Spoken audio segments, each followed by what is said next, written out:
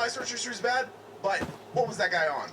So speaking of things that never end, some fates connect you to others permanently.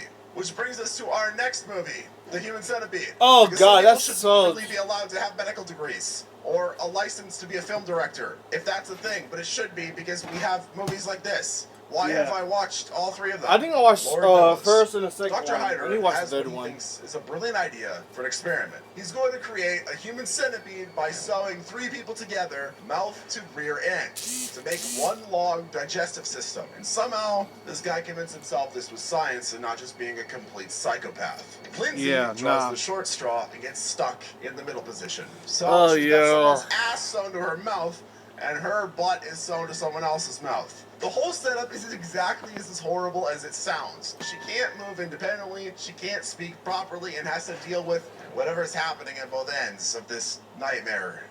Ugh. The doctor keeps them alive on purpose because that's the whole point of his twisted experiment. Lindsay has to crawl around on her hands and knees, firmly attached to 2 other people, while this maniac takes notes and acts proud of his work. He treats like the 3 of them, I guess the one of them, as if it's a dog.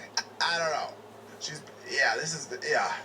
But then things get worse, because of course they do. The guy at the front of the centipede ends up dying first, and Lindsay can feel him getting cold and stiff, but she's still sewn to him, and she can't get away from the dead body that's attached to her face. Then the person behind her dies too, so now Lindsay is trapped in the middle of 2 corpses. She's the only one left alive in this horrible chain, but she can't free herself. The stitching is too strong, and she doesn't have all the tools to get herself loose. And then eventually they pull themselves loose, and it's really gross and graphic, and I can't show it on YouTube, but yeah.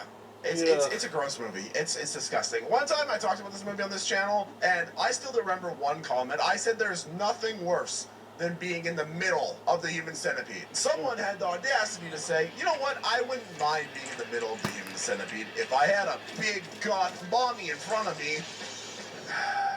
Every single day I feel pain. And I wonder if our generation is cooked. That comment proves it. Anyways, the doctor thought he was creating life. Instead, he created a situation where being the survivor is the worst possible outcome. Because he had to deal with the trauma of that and goth mommies.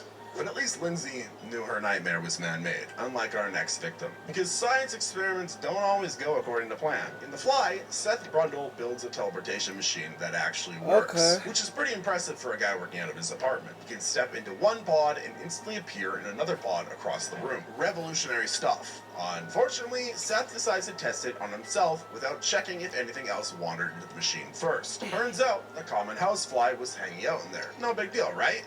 Wrong. The computer doesn't know the difference between Seth and the fly, so it decides to merge their DNA